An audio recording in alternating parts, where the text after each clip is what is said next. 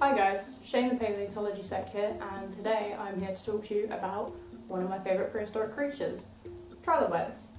I hope by the end of this you can love them just as much as I do.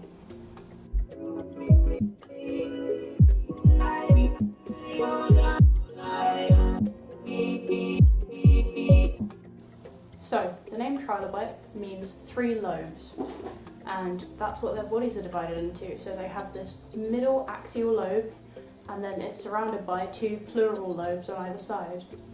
They're also known for their three body segments, so they've got the cephalon, or the head, the thorax that's in the middle, and they've got their little pygidium, which is their tail. There's often a lot of confusion where people think that their body segments are what defines the name, when it's actually the three lines down the middle, the three lobes. These guys are also marine arthropods, and they are placed in the clade of Arachnomorpha, which means that their sister clade is chelicerates, which includes horseshoe crabs, sea spiders, and terrestrial spiders. Trilobites lived in our seas for a whopping 300 million years, from their origins in the early Cambrian to their eventual extinction in the Permian Great Dying Event. This made them one of the most successful early animals. The trilobites lived a very diverse life. Some species were predators, some were scavengers, and some were filter feeders. They were known to be free-swimming, benthic, and some were even known to crawl onto land. It's even been speculated that some species were able to form symbiotic relationships with chemosynthetic bacteria. As these little arthropods are so easily preserved thanks to their exoskeleton, they've been a really great help to the geological community through things like biostratigraphy, evolutionary biology, paleontology, and plate tectonics. So the rate of speciation can be worked out through dating of rocks and the different species that are found, which is a great help for paleontology and evolutionary biology. And then from that, the species that are found in certain rocks can then be used to help to date rocks, as they make great fossil markers. And then on top of this, when you find the same species on completely different sides of the globe, that helps to provide evidence for the theory of continental drift, as seen in Wagner's studies. Trilobites came in all shapes and sizes, from minute fingernail-sized ones right the way up to giant palm-sized ones, though maybe not quite as big as this. All trilobites have the ability to roll up into a ball, and that's a suggested mechanism for defense against predators. There are 10 trilobite orders in total. One of the more peculiar orders is the order Lychida, which evolved these strange-looking spines, similar to those that beetles have today, which leads paleontologists to believe that they may have been used for combat for mates or for protection against predators. The genus Velocirops is a particularly well-known species for the fact that it has some really odd tridents that sprout out of their noses. I'm going to start talking about some of the morphological features that trilobites have, all of them, not just Velocirops. The proposon of trilobites is a feature that is widely discussed. The proposon is all of the small-scale structures on the trilobite's exoskeleton, including things like ribbing, perforation, and pits. There are many theories that have been suggested on the purpose of the proposon, including structural strengthening, sensory hairs, and aeration maintaining while rolled up into a ball. Trilobite eyes are also of particular importance for many reasons, one of which being the fact that even the earliest trilobites had complex compound eyes with calcite lenses. This means that eyes had to have evolved before the Cambrian.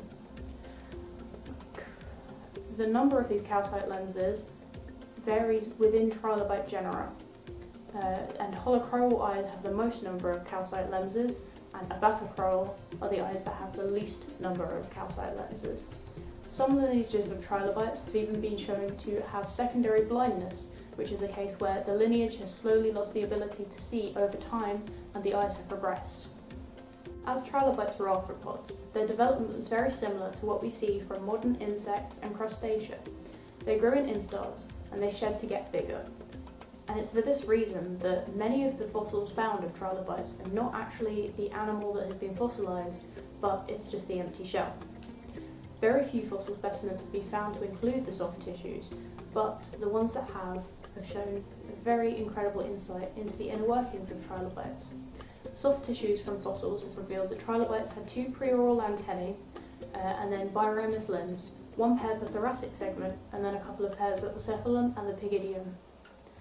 Mussels have very rarely been preserved, and there is no hard evidence for inner organs such as a heart, a liver, or even a brain.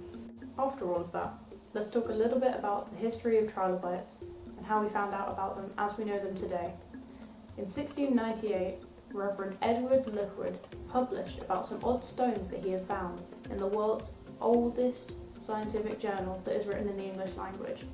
He described them as the skeleton of some sort of flatfish, and was nowhere near close.